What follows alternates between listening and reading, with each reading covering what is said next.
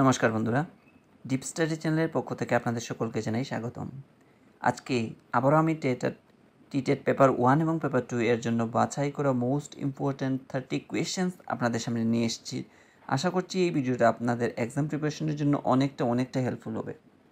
তো শুরু করছি আজকের ভিডিওটা প্রথম কোয়েশ্চেন্স দিয়ে, যেখানে বলা হয়েছে সৃজনশীল উত্তরের জন্য কি প্রয়োজন। তো মনে রাখবেন, সৃজনশীল উত্তরের জন্য কিন্তু সীমামুক্ত প্রশ্নের প্রয়োজন। এই কোয়েশ্চেনটা কিন্তু সিটেটে অলরেডি এসে গেছে, তো এবারে টিটেটে আসার অনেকটাই পসিবিলিটি রয়েছে, তাই আমি এখানে তুলে ধরছি। সৃজনশীল উত্তরের জন্য প্রয়োজন কিন্তু সীমামুক্ত প্রশ্নের। তারপর আমরা মুভ করছি 2 নম্বর কোয়েশ্চেনের দিকে, যেখানে বলা হয়েছে মূল্যায়নের মূল উদ্দেশ্য কী হওয়া উচিত। এই কোয়েশ্চেনটাও কিন্তু সিটেটে একবার এসেছিল, অবশ্যই একটু গুরুত্ব সহকারে মনে রাখার চেষ্টা করবেন। মূল্যায়নের মূল উদ্দেশ্য কী হওয়া উচিত, সেটা হচ্ছে শিক্ষায় কোনো ফাঁক আছে কি না তা নির্ধারণ ও উপযুক্ত ব্যবস্থা গ্রহণ করাই হচ্ছে কি মূল্যায়নের মূল উদ্দেশ্য হওয়া উচিত। ঠিক আছে, তারপর আমরা মুভ করছি 3 নম্বর কোয়েশ্চেনের দিকে, যেখানে বলা হয়েছে ধারণার বিকাশ প্রাথমিকভাবে কিসের অংশ। এই কোয়েশ্চেনটাও কিন্তু সিটেটে অলরেডি এসে গেছে, অবশ্যই একটু গুরুত্ব সহকারে মনে রাখার চেষ্টা করবেন। ধারণার বিকাশ প্রাথমিকভাবে কিসের অংশ, সেটা হচ্ছে বুদ্ধিক বিকাশের অংশ, ধারণার বিকাশ। তারপর আমরা মুভ করছি 4 নম্বর কোয়েশ্চেনের দিকে, যেখানে বলা হচ্ছে একটি শিশুর ভাবনার প্রথম গুরুত্বপূর্ণ পর্যায় কোনটি। তো মনে রাখবেন, একটা শিশুর চিন্তাভাবনার প্রথম গুরুত্বপূর্ণ পর্যায় হচ্ছে তার প্রস্তুতি থেকেই তার চিন্তাভাবনা শুরু হয়ে থাকে। তারপর আমরা মুভ করছি 5 নম্বর কোয়েশ্চেনের দিকে, যেখানে বলা হয়েছে ক্রিয়া প্রতিক্রিয়ার ধরনকে বিশ্লেষণ করেন। খুব ইম্পর্টেন্ট কোয়েশ্চেন, অবশ্যই মনে রাখার চেষ্টা করবেন। ক্রিয়া প্রতিক্রিয়ার ধরন যিনি বিশ্লেষণ করেছিলেন, ওনার নাম হচ্ছে উইলিয়াম ম্যাকডুগাল। তারপর আমরা মুভ করছি 6 নম্বর কোয়েশ্চেনের দিকে, যেখানে বলা হয়েছে বুদ্ধিকে আমরা বুদ্ধি পরিমাপের দ্বারাই নিরূপণ করতে পারি। এখানে দ্বারাই হয়ে গেছে, একটু কারেকশন করে নেবেন, এটা দ্বারাই হবে। ঠিক আছে, বুদ্ধিকে আমরা বুদ্ধি পরিমাপের দ্বারাই নিরূপণ করতে পারি, কথাটি কে বলেছেন? এটার সঠিক আনসার হবে ফিমেন কিন্তু উক্তিটি করেছিলেন। খুব ইম্পর্টেন্ট এই কোয়েশ্চেনটা টিটেট পেপার 1 এবং পেপার 2 এর জন্য, অবশ্যই আপনারা একটু গুরুত্ব সহকারে মনে রাখার চেষ্টা করবেন।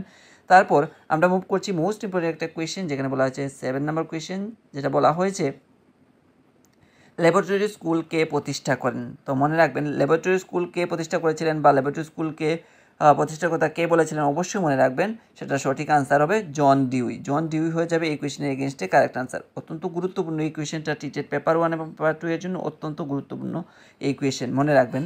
তারপর আমরা মুভ করছি 8 নম্বর কোয়েশ্চেন, যেখানে বলা হয়েছে বুনিয়াদী শিক্ষা ব্যবস্থায় শিক্ষার মূল মাধ্যম কী। তো একটা বুনিয়াদী শিক্ষা ব্যবস্থার মধ্যে শিক্ষার যে মূল মাধ্যম, সেটা হচ্ছে শিল্পকলা। ঠিক আছে, বিভিন্ন ধরনের শিল্পকলার মাধ্যমে আমরা বাচ্চাদেরকে কি শিক্ষা দান করতে পারি, সেক্ষেত্রে শিল্পকলাই হয়ে যাবে এই কোয়েশ্চেনের এগেনস্টে কারেক্ট আনসার। তারপর আমরা মুভ করছি 9 নম্বর কোয়েশ্চেনের দিকে, যেখানে বলা হয়েছে দ্য ডিসকভার অফ চাইল্ড গ্রন্থটির লেখককে। দ্য ডিসকভার অফ চাইল্ড গ্রন্থটি যিনি লিখেছিলেন, ওনার নাম হচ্ছে মারিয়া মন্তেশ্বরী, কিন্তু ডিসকভার অফ চাইল্ড গ্রন্থটা লিখেছিলেন। এটাও ইম্পর্টেন্ট কোয়েশ্চেন, অবশ্যই মনে রাখার চেষ্টা করবেন। তারপর আমরা মুভ করছি 10 নম্বর কোয়েশ্চেনের দিকে, যেখানে বলা হয়েছে উৎপাদনমূলক কার্যকলাপের উপর কোন শিক্ষা ব্যবস্থার জোর দেয়। উৎপাদনমূলক শিক্ষা কার্যকলাপের উপর কোন শিক্ষা ব্যবস্থা জোর দেয়, সেটা হচ্ছে বুনিয়াদী শিক্ষা। ঠিক আছে, ব্যবস্থা হবে এটা। উৎপাদনমূলক কার্যকলাপের উপর কোন শিক্ষা ব্যবস্থা জোর দেয়, সেটা হচ্ছে বুনিয়াদী শিক্ষা। ঠিক আছে, এখানে প্রোডাক্টিভ ডেভেলপমেন্ট বা প্রোডাক্টিভ ওয়ার্কের উপর জোর দেয় বুনিয়াদী শিক্ষা। তারপর আমরা মুভ করছি 11 নম্বর কোয়েশ্চেনের দিকে, যেখানে বলা হয়েছে একজন শিক্ষিত মা 100 জন শিক্ষকের সমান, কথাটি কে বলেছেন। এটা একটা এই ধরনের কোয়েশ্চেন কিন্তু বিগত বছরে আমরা দেখতে পাইনি, আসার অনেকটাই পসিবিলিটি রয়েছে, অবশ্যই মনে রাখবেন। তো একজন শিক্ষিত মা 100 জন শিক্ষকের সমান, এটা যিনি বলেছিলেন, ওনার নাম হচ্ছে জর্জ হারবার্ট। ঠিক আছে, কোয়েশ্চেনটা ইম্পর্টেন্ট আছে, মনে রাখবেন। তারপর আমরা মুভ করছি 12 নম্বর কোয়েশ্চেনের দিকে, যেখানে বলা হয়েছে প্রেষণা একজন ব্যক্তির কী ব্যাখ্যা করে। তো প্রেষণা কী ব্যাখ্যা করে, একজন ব্যক্তির আচরণ কী রূপ হবে সেটা কিন্তু নির্ধারণ করে দেয় প্রেষণা। ঠিক আছে, এবার আমরা মুভ করছি 13 নম্বর কোয়েশ্চেনের দিকে, যেখানে বলা হচ্ছে প্রেষণা চক্রের প্রথম স্তরটির নাম কি। তো মনে রাখবেন, প্রেষণা চক্রের প্রথম যে স্তরটা হচ্ছে, সেটা হচ্ছে আকাঙ্ক্ষা স্তর। আকাঙ্ক্ষা স্তর থেকেই কিন্তু তার চাহিদা, তাড়না ইত্যাদি বিভিন্ন ধরনের স্তর অতিক্রম করতে হয়। ঠিক আছে, তো প্রেষণা চক্রের প্রথম যে স্তরটা যদি আসে, অবশ্যই চুজ করবেন আপনারা আকাঙ্ক্ষা স্তর। তারপর আমরা মুভ করছি 14 নম্বর কোয়েশ্চেন, NAAC এর সম্পূর্ণ নাম কি। তো এর সঠিক উত্তর হবে national adult education of programme. National adult education of programme হবে NAAC এর সম্পূর্ণ নাম। এটাও ইম্পর্টেন্ট রয়েছে, অবশ্যই মনে রাখার চেষ্টা করবেন। তারপর আমরা মুভ করছি 15 নম্বর কোয়েশ্চেনের দিকে, যেখানে বলা হয়েছে ভিজুয়াল প্রসেসিং ডিসঅর্ডার শিশুর কোন সমস্যার সঙ্গে যুক্ত, সেটা হচ্ছে মানচিত্র পঠন সমস্যা। ভিজুয়াল প্রসেসিং ডিসঅর্ডার সেটা শিশুর মানচিত্র পঠন সমস্যার সঙ্গে জড়িয়ে রয়েছে।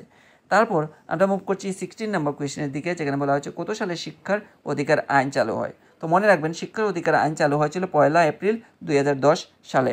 ঠিক আছে, এটাও ইম্পর্টেন্ট কোয়েশ্চেন, অবশ্যই মনে রাখার চেষ্টা করবেন, আসলেও এসে যেতে পারে এই কোয়েশ্চেনটা। তারপর আমরা মুভ করছি 17 নম্বর কোয়েশ্চেনের দিকে, যেখানে বলা হয়েছে বিদ্যালয় কমিশন নামে পরিচিত কমিশনটির নাম কি। বিশ্ববিদ্যালয় কমিশন নামে পরিচিত কমিশনটির নাম কি, যদি আসে অবশ্যই চুজ করবেন রাধাকৃষ্ণন কমিশন। ঠিক আছে, রাধাকৃষ্ণন কমিশন বিশ্ববিদ্যালয় কমিশন নামেও পরিচিত। তারপর আমরা মুভ করছি 18 নম্বর কোয়েশ্চেনের দিকে, যেখানে বলা হয়েছে মানুষের আচার আচরণ চাহিদা দ্বারা কিভাবে নিয়ন্ত্রিত হয় তা কার তত্ত্বে ব্যাখ্যা করা হয়েছে। তো একটা মানুষের আচার আচরণ এবং তার চাহিদা কিভাবে নিয়ন্ত্রিত হচ্ছে তা কিন্তু যার তত্ত্বে ব্যাখ্যা করা হয়েছিল সেটা হচ্ছে মুর এর তত্ত্বে। ঠিক আছে, মুর এর তত্ত্বে কিন্তু সেটা ব্যাখ্যা করা হয়েছে। তারপর আমরা মুভ করছি 19 নম্বর কোয়েশ্চেনের দিকে, যেখানে বলা হয়েছে কোনো ব্যক্তি যখন অন্যের সাথে সমঝোতার সঙ্গে মেলামেশা করে তখন তাকে কি বলা হয়। তো কোনো ব্যক্তি যখন অন্যের সাথে সমঝোতার সঙ্গে মেলামেশা করবে তখন তাকে আমরা বলবো এফিলিয়েশন মোটিভ। ঠিক আছে, এফিলিয়েশন মোটিভ বলে থাকি।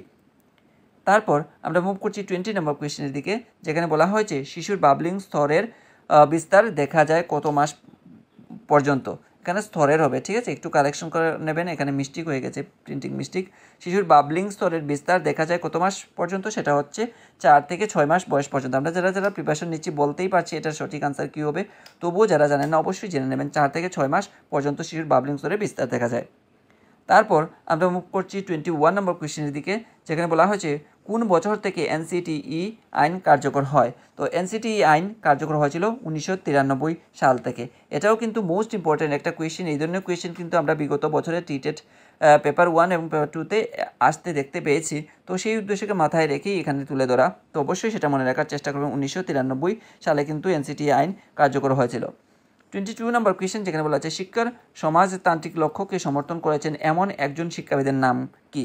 তো শিক্ষার সমাজতান্ত্রিক লক্ষ্যকে যিনি সমর্থন করেছেন এমন একজন সমাজতান্ত্রিক হচ্ছে FJ ব্রাউন হয়ে যাবে এই কোয়েশ্চেনের এগেনস্টে কারেক্ট আনসার। এটাও ইম্পর্টেন্ট কোয়েশ্চেন, মনে রাখবেন।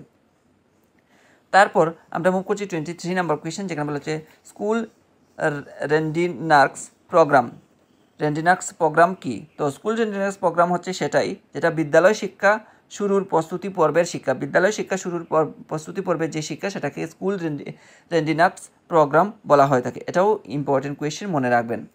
তারপর আমরা মুভ করছি 24 নম্বর কোয়েশ্চেনের দিকে, যেখানে বলা হচ্ছে সর্বশিক্ষা অভিযান প্রকল্পটির সর্বশিক্ষা মিশন নামে অভিহিত হয় কত সালে। এই কোয়েশ্চেনটা অনেকটাই ইম্পর্টেন্ট কোয়েশ্চেন, আসার অনেকটাই পসিবিলিটি রয়েছে, একটু গুরুত্ব সহকারে সেটা মেমোরিতে রাখবেন। সেটা হচ্ছে 2006 সাল থেকে সর্বশিক্ষা অভিযান যে প্রকল্পটা সেটা সর্বশিক্ষা মিশন নামে কাজ করতে শুরু করেছে ভারতবর্ষে।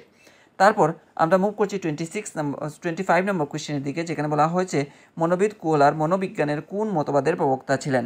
এটাও ইম্পর্টেন্ট কোয়েশ্চেন, মনে রাখবেন। মনোবিদ কোহলার যিনি মনোবিজ্ঞানের কোন মতবাদের প্রবক্তা ছিলেন, তিনি ছিলেন সমগ্রতাবাদের প্রবক্তা। ঠিক আছে, এবার আমরা মুভ করছি 26 নম্বর কোয়েশ্চেন, যেখানে বলা হয়েছে শিক্ষায় সামাজিক সমস্যার সবচেয়ে বড় উদাহরণ কি। তো শিক্ষার সামাজিক সমস্যার সবচেয়ে বড় উদাহরণ কি, সেটা হচ্ছে শিশুশ্রম। শিশুশ্রম হচ্ছে শিক্ষার সামাজিক সমস্যার সবচেয়ে বড় উদাহরণ। ঠিক আছে, এবার আমরা মুভ করছি 27 নম্বর কোয়েশ্চেন, যেখানে বলা আছে স্যাম্পলিং থিওরি এর প্রবক্তাকে। তো স্যাম্পলিং থিওরি এর প্রবক্তা হচ্ছেন থমসন। ঠিক আছে, বা বুদ্ধির বাছাই তত্ত্বের প্রবক্তা হচ্ছেন থমসন। তারপর আমরা মুভ করছি 28 নম্বর কোয়েশ্চেন, যেখানে বলা হয়েছে ভাইগোটস্কি ভাষা বিকাশ বিন্যাসে কয়টি স্তরের কথা বলেছেন। তো অবশ্যই সেটা সঠিক আনসার হবে 4টি। ভাইগোটস্কি কয়টা ভাষা বিকাশের বিন্যাসে কয়টি স্তরের কথা বলেছেন, সেটা হবে 4টি। তারপর আমরা মুভ করছি 29 নম্বর কোয়েশ্চেন, যেখানে বলা হচ্ছে বুদ্ধি কোনো মানসিক কৌশল নয়, নির্দিষ্ট শর্ত সাপেক্ষে আমরা আচরণের যে মূল্যায়ন করি তাই হলো বুদ্ধি। ঠিক আছে, তো এই যে উক্তিটা করেছেন, কে করেছেন, সেটা হচ্ছে মনোবিদ পাইরন কিন্তু বুদ্ধি সম্পর্কে এই মন্তব্যটাই করেছিলেন। এটাও ইম্পর্টেন্ট কোয়েশ্চেন এবং অনেকটাই ইউনিক এই কোয়েশ্চেনটা আমার কাছে লেগেছে, তাই আমি এখানে তুলে ধরেছি, অবশ্যই মনে রাখার চেষ্টা করবেন। তারপর আমরা মুভ করছি 30 নম্বর কোয়েশ্চেন, যেখানে বলা হয়েছে একটি শিশুর বুদ্ধির বিকাশ শুরু হয় কখন থেকে। ঠিক আছে, এই কোয়েশ্চেনটা যদি আসে একটা শিশুর বুদ্ধির বিকাশ কখন থেকে শুরু হয়, সেটা শুরু হয়ে যায় জন্ম থেকে। আর যদি বলে কত সময় পর্যন্ত সেটা চলে, সেটা হবে যৌবনকাল পর্যন্ত। তো বুদ্ধির বিকাশটা একটা শিশুর মধ্যে ঘটতে দেখা যায় জন্ম থেকে শুরু হয় এবং সেটা যৌবনকাল পর্যন্ত তার মধ্যে বুদ্ধির বিকাশ ঘটতে দেখতে পাওয়া যায়। ঠিক আছে, তো এই ছিল পেডাগজি থেকে বাছাই করা মোস্ট ইম্পর্ট্যান্ট, ইউনিক এবং এক্সাম ওরিয়েন্টেড 30 কোয়েশ্চেন্স। আশা করছি এই 30 কোয়েশ্চেন্স আপনাদের এক্সাম প্রিপারেশনের জন্য অনেকটা হেল্পফুল হয়েছে। আর যদি ভিডিওটা ভালো লেগে থাকে অবশ্যই একটা লাইক, কমেন্ট, শেয়ার এবং সাবস্ক্রাইব করে দিয়ে ডিপ স্টাডি চ্যানেলের সঙ্গে জুড়ে থাকার চেষ্টা করবেন। ধন্যবাদ সবাইকে। আপনারা সবাই ভালো থাকুন, সুস্থ থাকুন আর সুস্থভাবে আপনাদের এক্সাম প্রিপারেশনকেও চালিয়ে নিয়ে যান, এই কামনাই করছি। দেখা হবে পরে আরও একটি নতুন ভিডিওর সঙ্গে।